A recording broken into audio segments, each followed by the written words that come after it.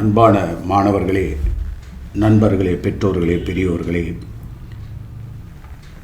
இன்று நான் எடுத்துக்கொண்ட இந்த புத்தகம் தமிழ் பிராமி கல்வெட்டுக்கள். பதிப்பாசிரியர் தி. ஸ்ரீதர் இ.ஆ.ப. சிறப்பு ஆணையர், தமிழ்நாடு அரசு தொல்லியல் துறை, 2006. இது ஒரு அற்புதமான படைப்பு. தமிழ் பிராமி கல்வெட்டுக்கள், கல்வெட்டு குறிப்புகளை பற்றி எப்படி எழுதியிருக்காங்கன்றதுக்கு அருமையான ஒரு ரெஃபரன்ஸ் புக்காக இதை எடுத்துக்கலாம். இதை நான் அண்ணா லைப்ரரியிலேருந்து எடுத்துகிட்டு வந்தேன். இது தமிழ்நாடு அரசு தொல்லியல் துறை இதை வெளியிட்டிருக்காங்க. அற்புதமான புத்தகம். இப்போது இந்த தமிழி அப்படிங்கிறத நம்ம பார்ப்போம். அதுக்கு முன்னாடி நான் சில தமிழ் எழுத்துக்களை எழுதி பயிற்சி பண்ணிகிட்டு இருக்கேன். அதையும் உங்கள்கிட்ட காமிக்கிறேன். அதுக்கப்புறம் இந்த புத்தகம் தரும் அருமையான தகவல்களை நாம் பார்ப்போம். சரியா?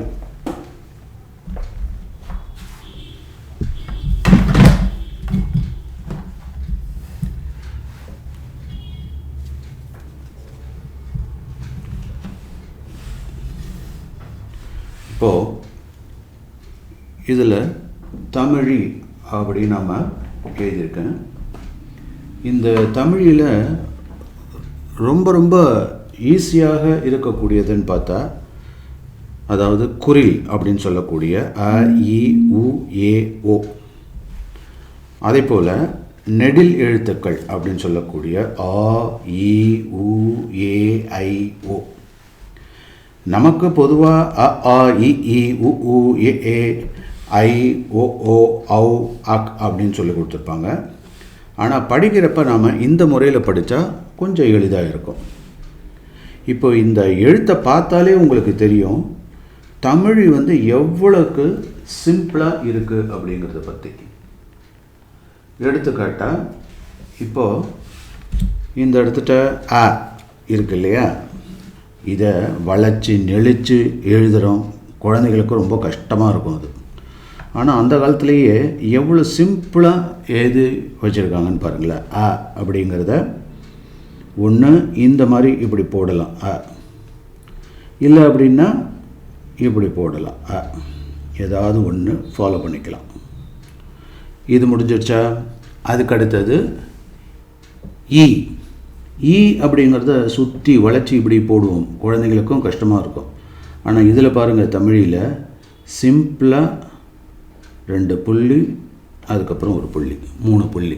அதாவது அக்கண்ணாவை அப்படி லெஃப்ட் சைடில் பரவட்டி போட்ட மாதிரி. அதுக்கு அடுத்தது ஊ. ஊ எப்போதும் எழுதுகிற மாதிரி இப்படி வளைச்சி கிளச்சி போடுறோம். இந்த வளைச்ச நெளிச்செல்லாம் ஏன் வந்ததுன்னே எனக்கே புரியல. அதாவது சிம்பிளாக இருக்கிறத நாம் தான் காம்ப்ளிகேட் பண்ணிட்டோம். இப்போது இது பாருங்கள், வெறுமனை ஊ, அவ்வளோதான். எல் மாதிரி போட்டாலே ஊ. அதுக்கு அடுத்தது ஏ. அதாவது தமிழில் பார்த்திங்கன்னா, தமிழில் இந்த ஏ அப்படிங்கிறது நெடில் எழுத்தாக தான் இருந்திருக்கு. ஏ அப்படி தான். ஆனால் அதை குறிலாக மாற்றணும் அப்படிங்கிறப்போ ஒரு புள்ளி வச்சுட்டா அது மாறிடுது அப்படின்ற மாதிரி இப்போ உள்ள டெவலப்மெண்ட்டுன்னு வச்சுக்கலாம். அப்போது இது ஏ. அடுத்தது ஓ. ஓ அப்படிங்கிறத நம்ம குழந்தைங்களுக்கு வளைச்சி நெளிச்சு சொல்கிறது ரொம்ப கஷ்டமாக இருக்கும். ஆனால் இதில் சிம்பிளாக இசட் மாதிரி போட வேண்டியதுதான், ஓ. அவ்வளோதாங்க, வெரி சிம்பிள். இப்போ முடிச்சிட்டோம். அ, இ, உ, ஏ முடிஞ்சிச்சா? ஏ, ஓ. இப்போ இதோடைய நெடில் அப்படின்னு பார்ப்போம். நெடில் பார்த்தோம் அப்படின்னா இதில் ஆ ஒன்றுமே இல்லை. என்ன பண்ணுறான், அப்படி ஒரு கோட்டை போட்டாக்கா ஆ வந்தாச்சு. அடுத்தது ஈ. ஈன்றதுக்கு ஒரு கோடை போட்டு 2 பக்கம் ஒரு புள்ளி. ஈஸியாக முடிஞ்சுதா? ஊ, ஏற்கனவே ஊ இருக்குது. என்ன பண்ணுறோம், சிம்பிளாக ஒரு கோட்டை சேர்த்தா அது ஊ ஆகிடுது. ஓகேவா? இது பாருங்கள், ஊன்றது ஒரு 2 எழுத்தாக ஆக்கி அதை ஒரு எழுத்தாக சொல்லிட்டு இருக்கோம். ஆனால் இங்கே தமிழில் பாருங்கள், ஒரே சிம்பிள் தான் எல்லாமே. அடுத்தது ஏ. அந்த ஏ அப்படின்ற நெடில் தான் இந்த இடத்துட்ட ஒரு ஒட்டு இல்லாமல் இருக்கும், அதாவது புள்ளி இல்லாமல் இருக்கும், ஒற்று புள்ளி இல்லாமல் இருக்கும். அடுத்தது இதுதான் ஏ. அதே மாதிரி ஐ அப்படிங்கிறத இதுக்கு ரிலேட்டடாகவே இப்படி எழுதலாம். ஐ அப்படின்னா என்ன பண்ணுறோம், இந்த மாதிரி ஒரு ட்ரையாங்கிளை போட்டு லெஃப்டில் ஒரு கோடு, அது ஐ. ஐ நெடிலாம் வந்துடுது. அதே மாதிரி இங்கே ஓ. ஆக்சுவலாக இந்த ரெண்டும் பார்த்திங்கன்னாக்கா இதில் ஓ தான் நமக்கு உண்டு. ஓ அப்படின்னாக்கா அதில் நாம் புள்ளி வைக்க வேண்டியதாக இருக்கும். ஸோ குறிலில் நாம் எப்படி இந்த ஏல வச்சோமோ அது மாதிரி குறிலில் ஓ. இப்போ புரியுதுங்களா? ஆனால் அதுவே புள்ளி வைக்காமல் விட்டோம்னா அது ஓ அப்படின்னு ஆகிடும். இவ்வளோதான். அதுக்கு அடுத்தது இந்த இடத்துல அவு அப்படிங்கிறத நாம் எடுத்துக்கிறோம். இந்த அவு அப்படிங்கிறது என்னன்னு பார்த்தீங்க அப்படின்னா, இது ஒரு, அதை நான் மறுபடியும் தெளிவாக சொல்கிறேன் உங்களுக்கு. இந்த அவு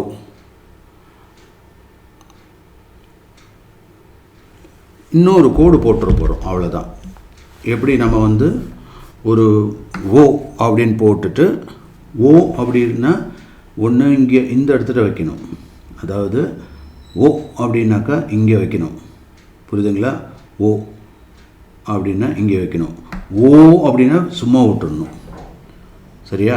அவு அப்படின்றப்ப எப்படி பண்ணணும் அப்படின்னா, இந்த இடத்துட்ட இப்போ நான் மறுபடியும் வச்சிடுறேன். இந்த இடத்துட்ட அ ஆ ஆ இ ஊ இதில் நான் புள்ளி வைக்கல, நல்லா கவனிச்சு பார்த்தீங்கன்னா தெரியும். ஆனால் இதில் புள்ளி வச்சு நம்ம பார்க்குறோம். புரியுதுங்களா? அதாவது முதல்ல சொன்ன மாதிரி தான்.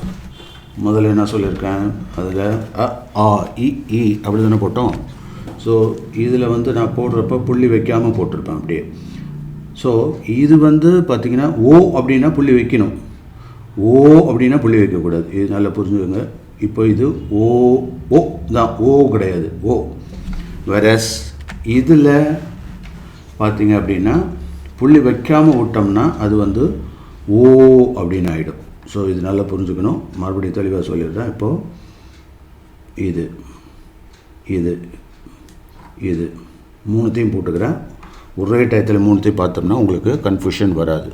ஓ அப்படின்னா புள்ளி வைக்கணும், இது ஓ. சரியா? ஓ அப்படின்னா எதையுமே வைக்க வேணாம், அப்படியே விட்டுருங்க, ஓ. அடுத்தது அவு அப்படின்னா இப்படி ஒரு கோடை போடுங்க, சரியாக போச்சு. இப்போ உங்களுக்கு கன்ஃபியூஷன் இல்லாமல் இருக்கும், அவு. ஓகேவா? ஸோ இப்போ இதில் நம்ம தெளிவாகிட்டோம். இதில் ஒரு சாஃப்ட்வேர் நம்ம ஒன்று பார்த்தோம், அதையும் அந்த சாஃப்ட்வேர் இந்த சென்ஸ் ஒரு ஆப்பே இருக்குது இதுக்குன்னு. ஜீனவாணி அப்படின்னு ஒரு ஆப், ரொம்ப பிரமாதமாக அந்த தமிழ் இளைஞர் பண்ணியிருக்காரு. அவருடைய ஆப்பை நல்லா டவுன்லோட் பண்ணிக்கோங்க. சூப்பரான ஒரு ஆப் இது. இதில் நான் காமிக்கிறேன் பாருங்கள். இப்போ இதில் எப்படி நாம் பயிற்சி பெறலாம் அப்படின்றதுக்கு இது பார்த்திங்களா, அ அ, அடுத்தது ஆ, தெரியுதா? அடுத்தது இ இ, நெக்ஸ்ட்டு உ ஊ, அடுத்தது ஏ.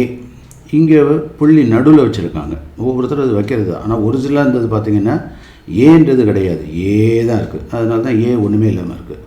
அதே மாதிரி ஐ, அதே மாதிரி ஓ. ஓக்கு புள்ளி வைப்போம், அதாவது ஏக்கும் ஓக்கும் புள்ளி வைக்கிறோம். அடுத்தது ஓ, அது புள்ளியே இல்லாமல் இருக்கும். ஆனால் கல்வெட்டில் எழுதுகிறப்ப இந்த புள்ளிகள்லாம் வைக்க மாட்டாங்க. அப்போ வெறுமனே அப்படியே போட்டுடுறாங்க. நாம் தான் இடத்துக்கு தகுந்த மாதிரி புரிஞ்சுக்கணும். அடுத்தது அவு. அஹ் அப்படின்றது இந்த மாதிரி ஒரு டிவிஷன் சிம்பிள் மாதிரி, அவ்வளோதான். வெரி சிம்பிள், முடிஞ்சுதா? இப்போ இதில் ப்ராக்டிஸும் பண்ணிக்கலாம். நீங்கள் என்ன பண்ணலாம், இப்போது இந்த இடத்துல ஒரு ஃப்ளிப்கார்ட் மாதிரி போட்டுட்டு இப்போ நீங்கள் ப்ராக்டிஸ் பண்ணலாம். இது என்னது, அ. சரியா? ஆ இ ஈ உ ஊ ஏ ஏ, அதே மாதிரி ஐ ஓ ஓ ஔ. கிளியரா? இப்போ நம்ம மறுபடியும் ப்ராக்டிஸ் பண்ணுறதா இருந்தால் கூட பண்ணலாம். இப்போ ஆ எப்படி எழுதுறது, நம்ம எடுத்து அது பயிற்சி பெறலாம். ஆனாக்கா நாம் இப்படி போடுவோம் இல்லையா, எழுதிய பார்த்துருவோம். அ அப்படிங்கிறத எப்படி எழுதுவோம்? இப்போ ஏதாவது ஒரு எழுத்து, இந்த எழுத்து இ செக் பண்ணி பார்ப்போமா? இ அப்படிங்கிறது எப்படி எழுதணும்? இப்படி எழுதணும். இ கரெக்டாக இருக்கா? எஸ், கரெக்டாக இருக்குது. உடனே டக்குன்னு ஏ எப்படி எழுதுறது? ஏ அப்படியே அதுவா? ஸோ ஏ அப்படின்றது எப்படி இருக்கும் அப்படின்னா, அதான் நெடிலில் வரும் இல்லையா? ஸோ நெடிலில் வரப்போ புள்ளி இல்லாமல் இருக்கும். ஏ, அவ்வளோதான். ஸோ இதை செக் பண்ணி பாருங்கள். ஏ கரெக்டாகிடுச்சா? ஸோ இந்த மாதிரி இந்த ஜீனவாணியை நீங்கள் எஃபெக்டிவாக கல்வெட்டு செயலி இதை அற்புதமாக யூஸ் பண்ணலாம். இதை படைத்த அந்த வல்லுநருக்கு நமக்கு நன்றிகளை நாம் அவருக்கு தெரிவித்துக் கொள்ள வேண்டும். அதுக்கடுத்தது இங்கே வருவோம். க கா. இப்போ நம்ம உயிரெழுத்து எல்லாத்தையும் பார்த்துட்டோம். அடுத்தது மெய்யெழுத்து பார்ப்போம். மெய்யெழுத்தில் பார்த்தோம் அப்படின்னா ரொம்ப ரொம்ப சிம்பிள் தாங்க. இதுவும் ரொம்ப ஈஸி. எப்படி வருது செக் பண்ணலாமா? இப்போது க, இந்த கவை நாம் என்ன பண்ணுறோம்? வெறுமனே ஒரு ப்ளஸ்ஸு மாதிரி போட்டால் க. இது ஆக்சுவலாக இப்படி நாம் இருந்ததை இப்படி மாற்றி விட்டோம். இது ஒரு ரூட் பாருங்கள், இப்படி தான் இருந்தது. இதை என்ன பண்ணியிருக்கோம்? இங்கே ஒரு அப்படி சுழித்து அப்படி தேவையில்லாமல் ஒன்று போட்டு இதை ஒன்று சேர்த்து ஏடா உடம் பண்ணியிருக்கோம். இது தேவையா? அப்போ பழசே பெட்டர் அப்படின்ற மாதிரி ஆகிப்போச்சு. இதுதான் க. அடுத்தது ச. சாக்கு கூட பாருங்கள், இது வெறுமனை அப்படி போட்டு சுழிச்சு விட்டான். ஆனால் இதை தான் நம்ம டெவலப் பண்ணி வச்சுருக்கோம். என்னது? ச. இங்கே ஒரு கோடை போட்டு இங்கே ஒரு கோடை போட்டு அதை மூக்க வச்சு நீட்டி. ஆனால் ச எவ்வளோ ஈஸியாக இருக்கு பாருங்கள். அதே மாதிரி ட சி மாதிரி இருக்கும். லாம்டா தலைகீழ போட்ட மாதிரி இருக்கும். த ப அதே மாதிரி இப்படி பாதியில் நின்றுடும். ர ரா போடுறப்போ என்ன பண்ணுறோன்னா சி மாதிரி போட வேண்டியது, ஒரு வி கட் போட்டுற வேண்டியது. அதுதான் ர. அதே மாதிரி ரேனா பெரிய ர. ஞ போடுறப்ப இப்போ நான் என்ன பண்ணிட்டேன்? கசட்டா தாப்பார எழுதியாச்சு. சரியா? இந்த மாதிரி பயிற்சி விட்டாக்க கொஞ்சம் ஈஸியாக இருக்கும். அதாவது வல்லினம், இடையினம், மெல்லினம்னு சொல்கிறோம்ல, அந்த மாதிரி பண்ணோம்னா ஈஸியாக இருக்கும். அப்போது கச்சட்டா தப்பற முடிச்சிட்டோமா? அடுத்தது ஞாங்கன்னா நாம ஞ. அதே மாதிரி ஞா ஞாயிறு இல்லையா? அதுக்கு என்ன பண்ணணும்? ஞாயிறுனா நாய் மாதிரி இருக்கும். சீரியஸ் ஒரு நாய்க்குட்டி போட்ட மாதிரி இருக்கும். அப்படி போட்டு இன்னொரு கோடு போட்டோம்னா ஞா முடிஞ்சது. நான் பாருங்கள் எவ்வளோ சிம்பிளாக இருக்கும். 3 சொல்லினா இதை நம்ம பசங்களுக்கு புரிய வைக்கிறதுக்குள்ள போதும் இருக்கும். 3 சொல்லி நாவை போடு, 2 சொல்லி நாளை போடு, நடுவில் உள்ள நாவை போடு. அடுத்தது ந. இந்த ந வெறுமனை இப்படி போட்டால் போதும். ந. நாளை நமதே, நமது நாடு சொல்கிறோம்ல, ந. அடுத்தது ம. ம வந்து சிம்பிளாக முடிச்சிட்டாங்க, அவ்வளோதான் ம. அடுத்தது ந. நன்றது இப்படி எழுதலாம், வெரி சிம்பிள். இப்போ நாம் என்ன பண்ணிட்டோம்? ஞ ஞ ந 3 சொல்லி ந ந. அடுத்தது ம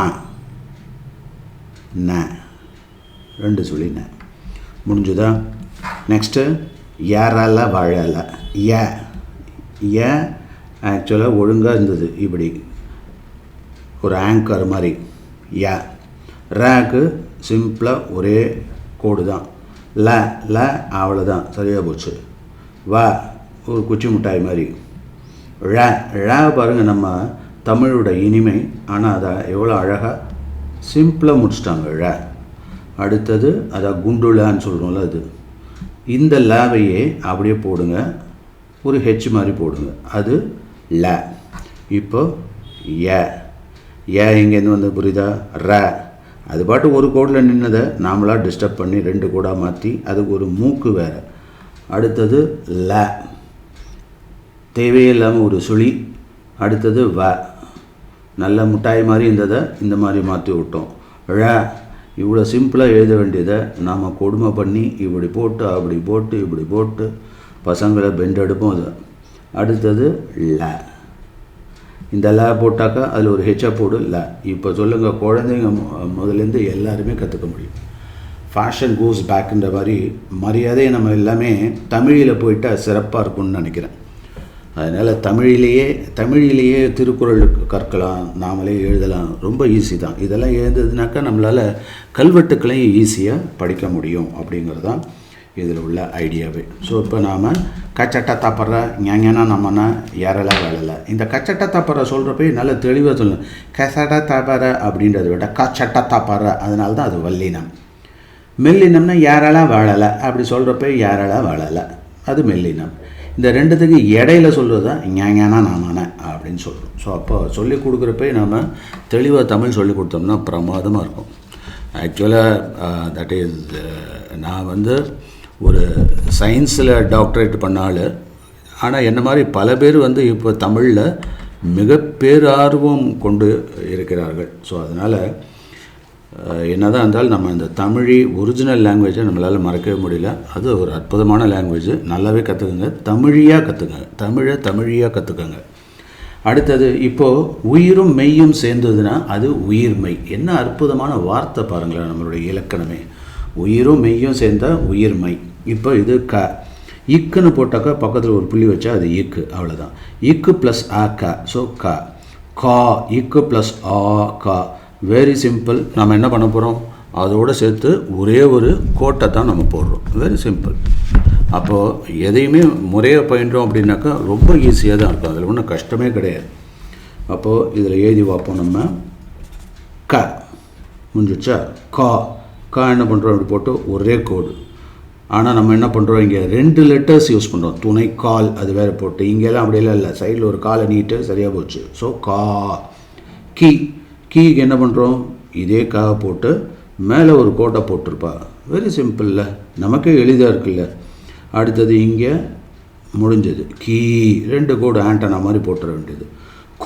சொல்லிக் கொடுக்குறதுக்கே ஈஸியாக இருக்கும். இதெல்லாம் தெரிஞ்சு நம்ம தமிழ் ஆசிரியர்கள் ஏன் தமிழையே நமக்கு கற்றுத்தரலங்கிறது ரொம்ப வியப்பாகவும் வேதனையாகவும் இருக்குது.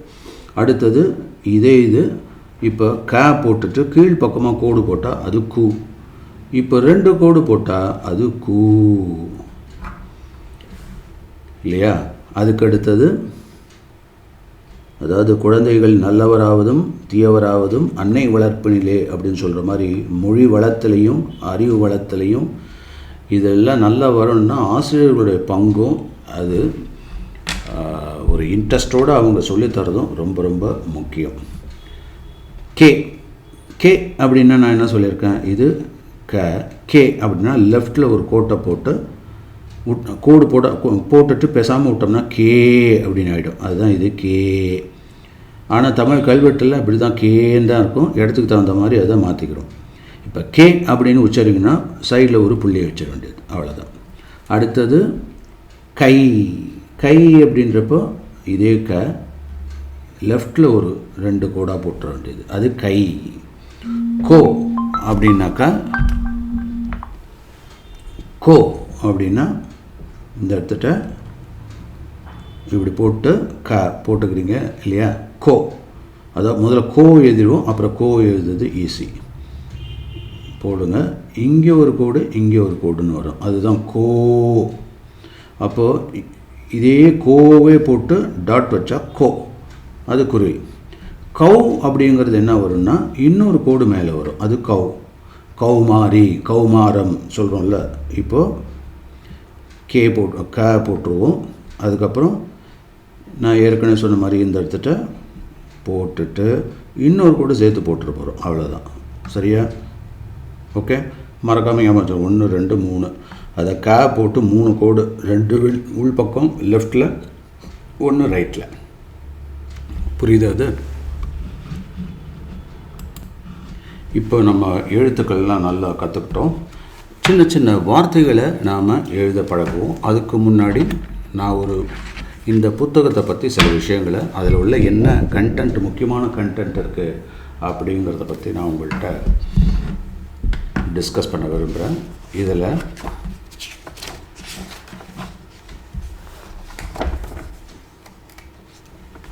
இதனுடைய பொருளடக்கம் பார்த்திங்கனாக்கா, தமிழ் பிராமி கல்வெட்டுக்களின் அமைவிடம் எங்கெங்கெல்லாம் அமைஞ்சிருக்கு, கல்வெட்டுக்களின் கண்டுபிடிப்புகள் எங்கெங்கே பண்ணாங்க, தமிழ் பிராமி எழுத்துக்களை எப்படி பயிலணும், அந்த தமிழ் பிராமி கல்வெட்டுக்கள் எந்தெந்த ஊரில் கண்டெடுக்கப்பட்டது, அதாவது மாங்குளம், அரிட்டாப்பட்டி, திருவாதூர், கீழவளவு, கோங்கோர், புளியங்குளம், அது மாதிரி எக்கச்சக்கமாக இருக்குது. தொண்டூர், கிட்டத்தட்ட 30 இடத்துல, மன்னார் கோவில், அரிச்சலூர், அம்மன் கோவில்பட்டி, இது மாதிரி.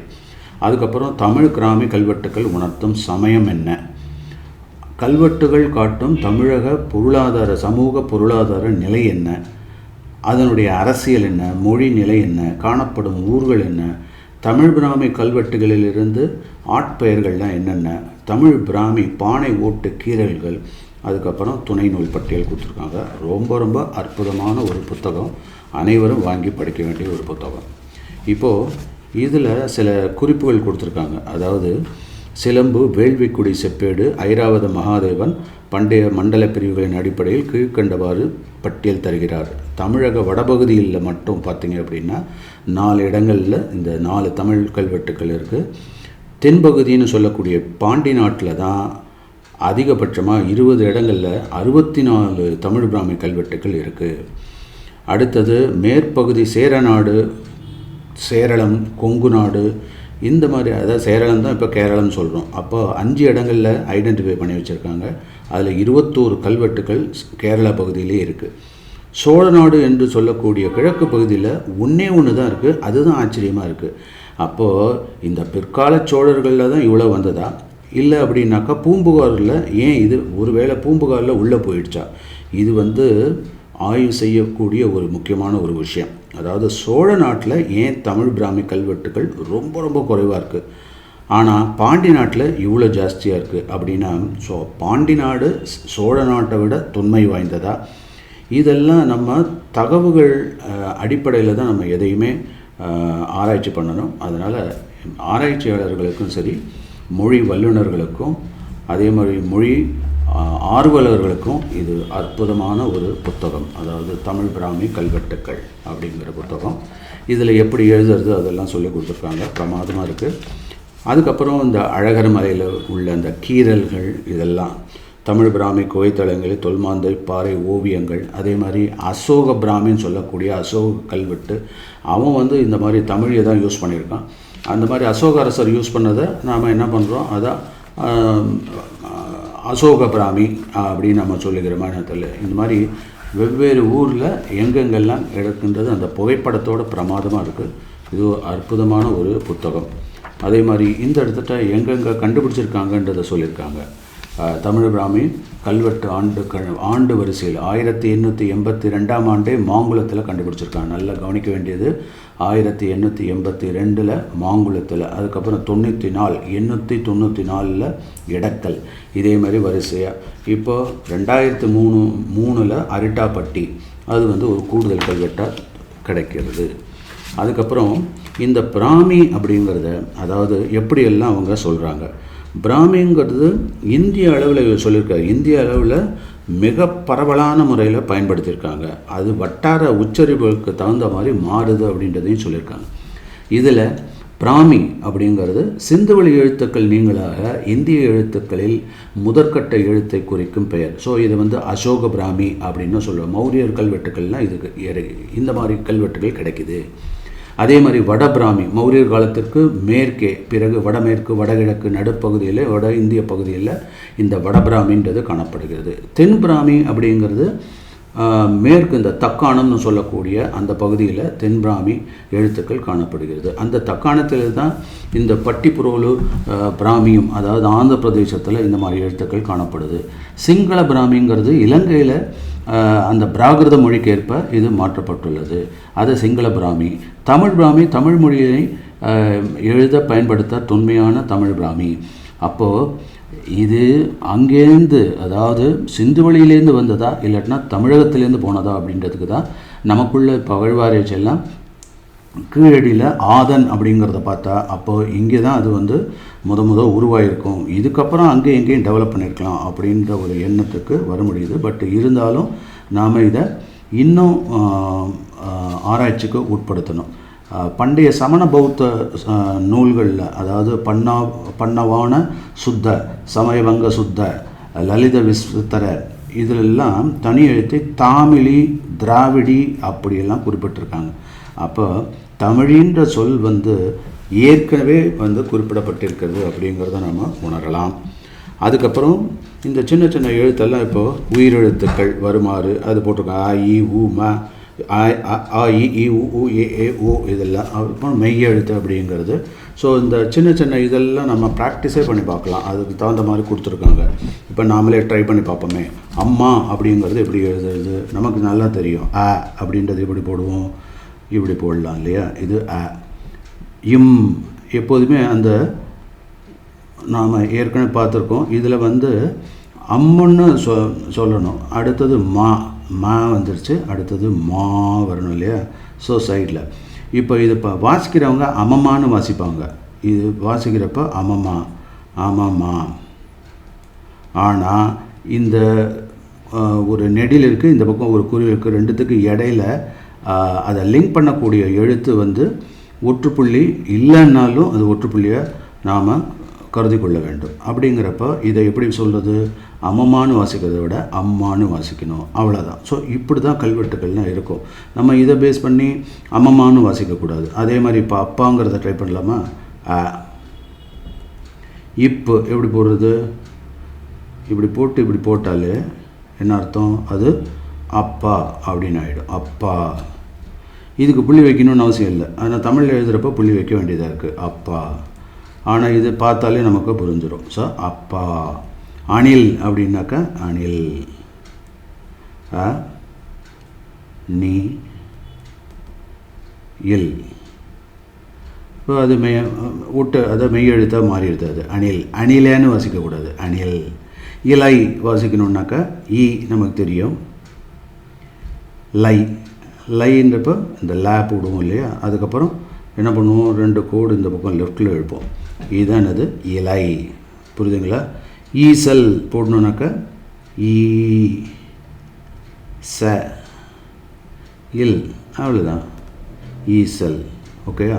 ஸோ இது ஈஸி தான் இது. அதனால் கொஞ்சம் எழுத்து பயிற்சி பண்ணோம்னாக்கா ஈஸியாக வந்துடும். ஸோ இந்த மாதிரி நிறைய விஷயங்கள் இதில் கொடுத்துருக்காங்க இந்த புத்தகத்தில். அதே மாதிரி அரிட்டாப்பட்டியில் அந்த உள்ள எழுத்தெல்லாம் எப்படி கொடுத்துருக்காங்கன்றது இதை கிளியராக கொடுத்துருக்காங்க. இதை நம்ம ஈஸியாக வாசிக்க முடியும்.